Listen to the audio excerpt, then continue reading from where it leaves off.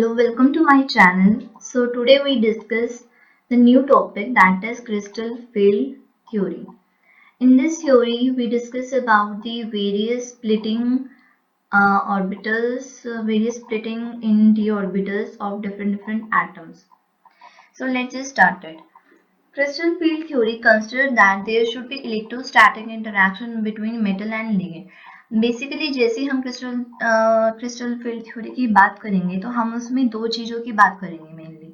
First one is metal and the second one is ligand. Metal में generally हम consider करते हैं कि मेटल जो है उनके ऊपर कौन सा चार्ज होता है, पॉजिटिव चार्ज, और लिगेंड जो है उसको हम कंसिडर करते हैं एज अ नेगेटिव चार्ज. और इन दोनों के बीच में जो इंटरेक्शन होता है वो कौन सा होता है, इलेक्ट्रोस्टैटिक इंटरेक्शन. ठीक है. Second point is each ligand considered as negative charge. हमने अभी डिस्कस किया था कि लिगेंड को हम क्या कंसिडर करते हैं, नेगेटिव चार्ज की तरह. So the arrangement of ligand around the metal in such a way that the repulsion between negative points are minimum. तो इसमें क्या होता है कि बेसिकली हम लिगेंड को मेटल के अराउंड इस तरीके से अरेंज करते हैं कि उनके बीच में जो रिपल्शन है वो क्या हो, हमेशा मिनिमम हो. ठीक है, this is minimum. So next point क्या है, इन ट्रांजिशन मेटल, ट्रांजिशन मेटल्स की यहाँ पे हम बात कर रहे हैं.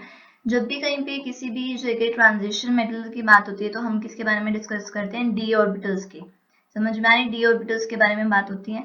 ऑल द ट्रांजिशन मेटल है जिसमें डी ऑर्बिटल्स के जितने भी सब ऑर्बिटल्स होते हैं उनकी एनर्जी हमेशा क्या रहती है, सेम रहती है. They should be of equal energy as, और जिनको हम क्या नाम दिया गया है, डीजेनरेट ऑर्बिटल्स.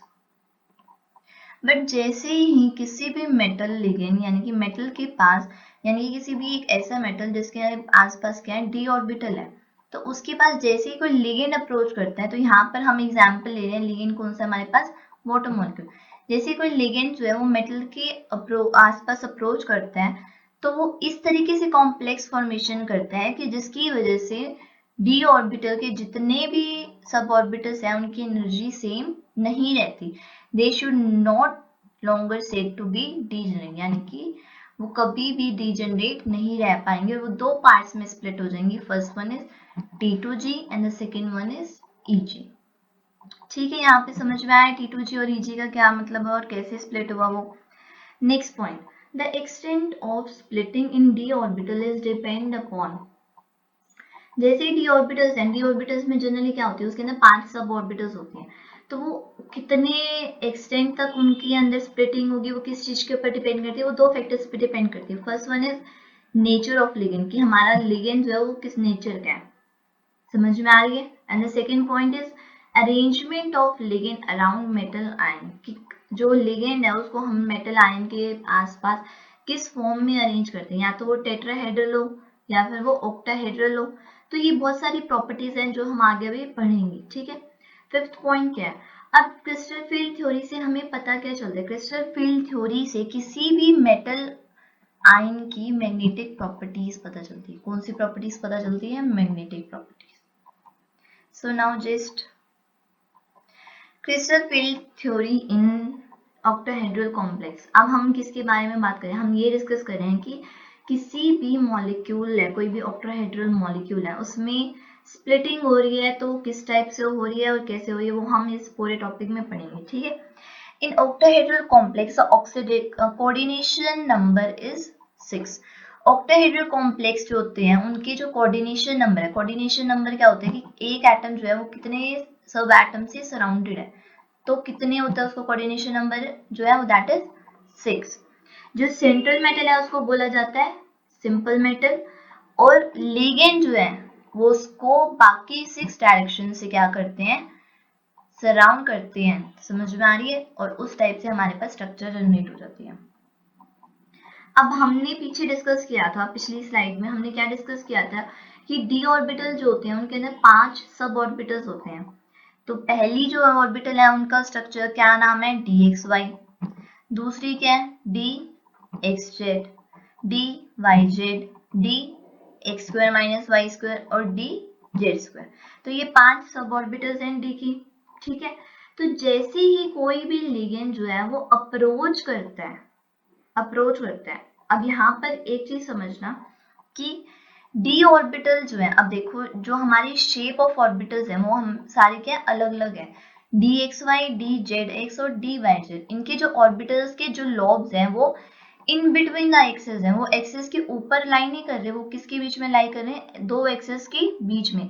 जैसे डी एक्स वाई है वो किसके बीच में अलाइंड है, इसके जो लॉब्स है वो डी एक्स और वाई एक्सेस के बीच में अलाइंड है। इसके अब डी जेड है, डी जेड इसके जो लॉब्स है वो किस में अलाइंड है, एक्स और जेड एक्सेस के बीच में। सिमिलरली डी वाई जेड के जो लॉब्स है वो किसके बीच में अलाइंड है, वाई एक्सेस और जेड एक्सेस के बीच में। But d x square minus y square और डी जेड स्क्वायर में क्या होता है कि जो लॉब्स हैं वो एक्सेस के ऊपर अलाइंड होते हैं। इसके समझ में आ रही है, ये डिफरेंस समझना है दोनों के बीच में। इसमें जो है वो डिफरेंस क्या है कि इसके जो लॉब्स हैं वो एक्सेस के ऊपर अलाइंड है। तो इसमें ऑक्टाहेड्रल कॉम्प्लेक्स में क्या होता है, जो लिगेंड है वो अप्रोच करते हैं किसके दौरान, एक्सिस के। लिगेंड इज अप्रोच करता है किसके अलोंग, एक्सिस के अलोंग, जिसकी वजह से अब जैसे ही वो एक्सिस के अलोंग अप्रोच करेगा, अब एक्सिस पे हमारे जनरली कौन कौन से ऑर्बिटल हैं, d x square minus y square और डी जेड स्क्वायर।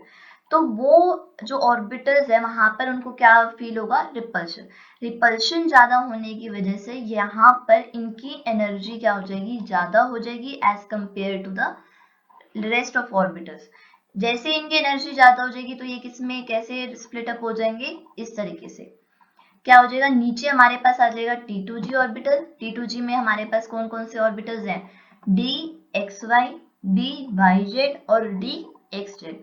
और EG में हमारे पास कौन कौन से ऑर्बिटल्स हैं, d x square minus y square और डी जेड स्क्वायर। समझ में आए। और जिस पॉइंट से ये क्या हो रहे हैं, स्प्लिट अप हो रहे हैं, उस पॉइंट को बोलते हैं बेरी सेंटर। आगे थी बात समझ में। नाउ अब इनको स्प्लिट करने में जो अमाउंट ऑफ एनर्जी रिक्वायर्ड हो रही है उसको क्या नाम दिया गया है, CFSE, that is crystal field splitting energy. क्या नाम दिया गया उसको, crystal field splitting energy, that is CFSE। Clear है इतना। So this is about the crystal field splitting in octahedral complex. किसी भी ऑक्टाहेड्रल कॉम्प्लेक्स में स्प्लिटिंग किस तरीके से होती है। Now we further move on to the crystal field splitting in tetrahedral complex. पीछे हमने पढ़ा था किसके बारे में, ऑक्टाहेड्रल कॉम्प्लेक्स के बारे में। अब हम किसके बारे में पढ़ेंगे, टेट्राहेड्रल कॉम्प्लेक्स के बारे में। टेट्राहेड्रल कॉम्प्लेक्स में क्या होता है, और अब जैसे कि हमने पीछे ऑक्टाहेड्रल में पढ़ा था, जो लिगेंड वो अप्रोच कहाँ पे कर रहा था, ligand approach along the axis, किसके अलोंग कर रहा था, एक्सिस के अलोंग। जबकि इसमें जो है लिगेंड अप्रोच करता है, कहाँ पे करता है, ligand approach in between the axis. कहाँ पे अप्रोच करता है, इन बिटवीन द एक्सिस, जिसकी वजह से इन बिटवीन द एक्सिस करता है, जिसकी वजह से क्या होता है, यहाँ पे जैसे ही एक्सिस के बीच में वो करता है तो जो एनर्जी है वो T2 की ज्यादा हो जाएगी और EG की क्या हो जाएगी, कम हो जाएगी।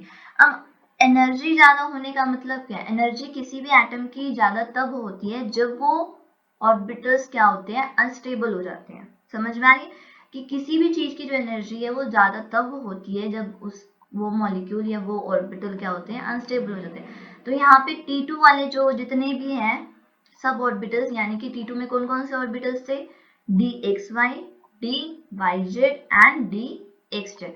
ये वाले सब ऑर्बिटल्स क्या हो जाएंगे, हाईली अनस्टेबल। अनस्टेबल हो जाएंगे तो एनर्जी इनकी क्या हो जाएगी, ऑटोमेटिकली ज्यादा हो जाएगी एज कंपेयर टू ई। ठीक है। अब यहाँ पर this is the relation between the tetrahedral complex and the octahedral complex. मतलब जो एनर्जी रिक्वायर्ड है इन टेट्राहेड्रल कॉम्प्लेक्स जो है that is equal to 0.44 splitting in octahedral complex. So this is the relation between the CFSE of tetrahedral complex and crystal field splitting energy of octahedral complex. ठीक है। Now we further move on to the next topic, that is crystal field splitting या crystal field theory in square planar complex.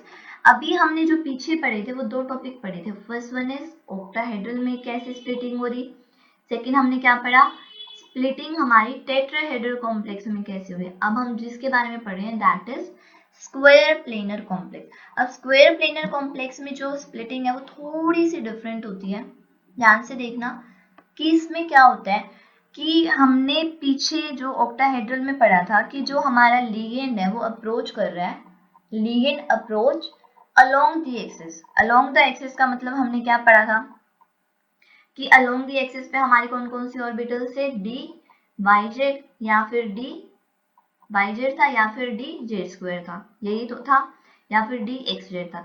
तो ये तीन orbitals है जो हमारे जिसमें हमारे जेड एक्सिस इन्वॉल्व है।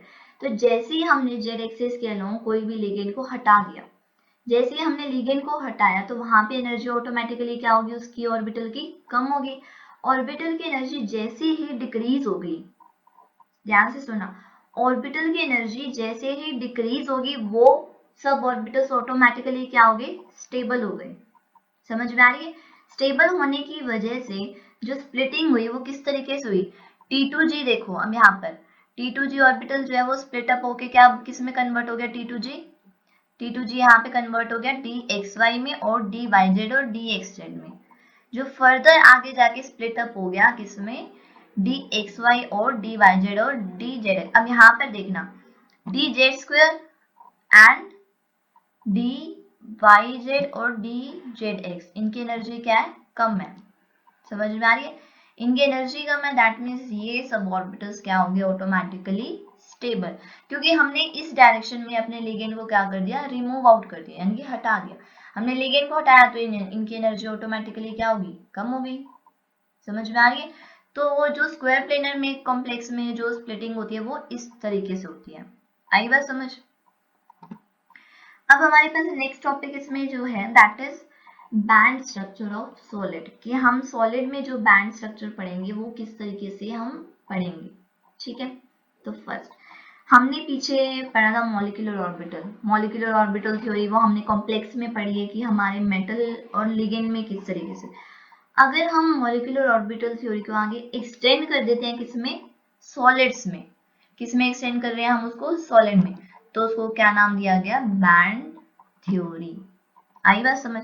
जैसे ही हमने मॉलिक्यूलर ऑर्बिटल थ्योरी को एक्सटेंड कर दिया टू सॉलिड, देन वो थ्योरी हमारी केस में कन्वर्ट होगी बैंड थ्योरी में। पीछे हमने पढ़ा था एनर्जी लेवल से, हमारे पास एनर्जी लेवल्स सब ऑर्बिटल्स के थे। तो यहाँ पर बैंड थ्योरी में क्या है, जो एनर्जी लेवल है उसको हमने किस फॉर्म में रिप्रेजेंट किया है, बैंड्स की फॉर्म में। हम दो बैंड्स की बात करेंगे यहाँ पे, first one is valence band and second one is conduction band. ये आप सबने सुन भी रखे होंगे। तो वैलेंस बैंड क्या होते हैं, वो बैंड जिसमें या तो क्या हो, आउटर या फिर वैलेंस इलेक्ट्रॉन, आउटरमोस्ट शेल में जितने भी अमाउंट ऑफ इलेक्ट्रॉन्स प्रेजेंट है, तो उस बैंड को क्या बोला गया है, वैलेंस बैंड। ठीक है, और दूसरा है कंडक्शन बैंड। कंडक्शन बैंड क्या होता है, the band which is partially field और कंप्लीटली वैकेंट। एक ऐसा बैंड जो या तो आधा भरा हुआ है या फिर वो कंप्लीटली क्या है, वैकेंट है, उसको क्या नाम दिया गया, कंडक्शन बैंड। क्लियर है इतना? अब इन दोनों के बीच का जो गैप होता है, यानी कि कंडक्शन बैंड और वैलेंस बैंड के बीच का जो गैप है उसको क्या नाम दिया गया, forbidden gap, that is known as forbidden gap. ठीक है, तो अब एक बार ओवरव्यू ले लेते हैं, हमने इसमें क्या क्या पढ़ा। Structure in band theory in solid, band theory in solid में जब हम मॉलिक्यूलर ऑर्बिटल थ्योरी को सॉलिड में डिस्कस करते हैं तो हमने उसको नाम दिया बैंड थ्योरी। बैंड थ्योरी में हमने डिस्कस किया कि जितने भी एनर्जी लेवल्स होते हैं हम उसको रिप्रेजेंट करते हैं इन टर्म्स ऑफ बैंड्स। दो टाइप के बैंड है, वैलेंस बैंड और कंडक्शन बैंड। वैलेंस बैंड में क्या होता है, एक ऐसा बैंड जिसमें आउटरमोस्ट शेल के जितने भी इलेक्ट्रॉन प्रेजेंट होते हैं उसको क्या बोला गया है, वैलेंस बैंड। कंडक्शन बैंड क्या होता है, वो बैंड जो या तो कंप्लीटली फिल्ड है या फिर वो पार्शियली फिल्ड है, कंप्लीटली सॉरी वैकेंट है या फिर वो पार्शियली फिल्ड है, तो उसको क्या बोला गया, कंडक्शन बैंड। इन दोनों बैंड्स के बीच का जो गैप है उसको क्या बोला गया, फॉरबिडन गैप। चलिए हम आगे बढ़ते हैं। अब classification of solid on the basis of band theory. हमने सॉलिड को कितने टाइप्स में डिवाइड किया गया, तीन टाइप में डिवाइड किया गया। First one is conductor, second is insulator and the third one is semi conductor. अब कंडक्टर में क्या होता है, कंडक्टर में किसी भी टाइप का फॉरबिडन गैप होता ही नहीं है वैलेंस बैंड और कंडक्शन बैंड में, यानी कि जो वैलेंस बैंड और कंडक्शन बैंड है उनके बीच में किसी टाइप का कोई भी गैप नहीं है। जिसकी वजह से इलेक्ट्रॉन्स जो है वो वैलेंस बैंड से कंडक्शन बैंड में इजीली क्या कर लेते हैं, जंप कर लेते हैं। दैट इज वाई इसको क्या नाम दिया गया है, कंडक्टर्स। ठीक है, नेक्स्ट हमारे पास क्या है, इंसुलेटर। इंसुलेटर में क्या होता है कि जो वैलेंस बैंड है और कंडक्शन बैंड है इनके बीच में एक लार्ज फॉरबिडन गैप होता है। क्या होता है, एक लार्ज फॉरबिडन गैप, जिसकी वजह से इलेक्ट्रॉन जो है वो वैलेंस बैंड से जंप कर ही नहीं पाते, इसलिए इसका नाम क्या रखा गया है, insulator. And the last topic is semiconductor.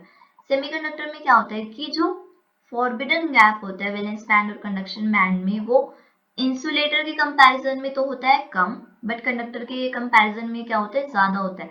तो इलेक्ट्रॉन्स जो है वो जंप कर भी पाते हैं और कई बार नहीं भी कर पाते, तो ये little bit amount of energy को क्या करते हैं, कंडक्ट करते हैं, इसलिए इसका क्या नाम रखा गया है, सेमीकंडक्टर। सो ये हम एक बार डायग्राम से देख लेते हैं क्या है। तीन टाइप के हमने डिस्कस किए थे, टाइप ऑफ बैंड्स जो हमने डिस्कस किए थे, किसमें करे थे, एक तो conductor, second is insulator, and the third one is semi conductor. Conductors पे हमने क्या डिस्कस किया था कि कंडक्शन बैंड और वैलेंस बैंड के बीच में कोई भी टाइप का फॉरबिडन गैप प्रेजेंट नहीं है, ऑल्दो ये एक दूसरे को क्या कर रहे हैं, ओवरलैप कर रहे हैं। इंसुलेटर में हमने क्या डिस्कस किया था, वैलेंस बैंड और कंडक्शन बैंड के बीच में इतना ज्यादा गैप होता है कि इलेक्ट्रॉन जो है वो इजिली जंप ही नहीं कर पाते, जबकि सेमीकंडक्टर में क्या होता है, गैप थोड़ा सा कम होता है, किसकी कंपैरिजन में, इंसुलेटर के कंपैरिजन में, बट कंडक्टर्स के कंपैरिजन में ज्यादा होता है। तो इलेक्ट्रॉन्स मे बी जंप और मे नॉट बी। ठीक है, तो ये हमें डायग्राम से समझ में आ गया अच्छे से। चलिए हम आगे पढ़ते हैं, types of semiconductor. Type of semiconductor में बेसिकली हम दो टाइप के सेमीकंडक्टर के बारे में डिस्कस करेंगे। First one is intrinsic semiconductor and the second one is extrinsic semiconductor. अब intrinsic semiconductor क्या होता है, intrinsic semiconductor वो कंडक्टर्स हैं जिसमें जनरली इलेक्ट्रॉन्स जो है वो पार्टिसिपेट करते हैं, किसमें पार्टिसिपेट करते हैं, जंप करने में, from valence band to conduction band. जैसे ही वो पार्टिसिपेट करते हैं तो उस टाइप के जो कंडक्टर्स होते हैं उसको क्या बोलते हैं, इंट्रिंसिक सेमीकंडक्टर। एक्सट्रिंसिक सेमीकंडक्टर में क्या होते हैं, एक्सट्रिंसिक सेमीकंडक्टर वो कंडक्टर्स होते हैं जिसमें कई बार क्या होता है कि इंट्रिंसिक सेमीकंडक्टर जो है वो अच्छे से कंडक्ट नहीं कर पाते इलेक्ट्रिसिटी अच्छे से कंडक्ट नहीं कर पाते, तो उसमें क्या करना पड़ता है कि कई बार इम्प्योरिटीज ऐड करनी पड़ती है। समझ में आ रही है, अब वो इम्प्योरिटीज जैसे ही ऐड करते हैं तो उसकी वजह से जो है कंडक्शन जो है वो इंक्रीज हो जाती है।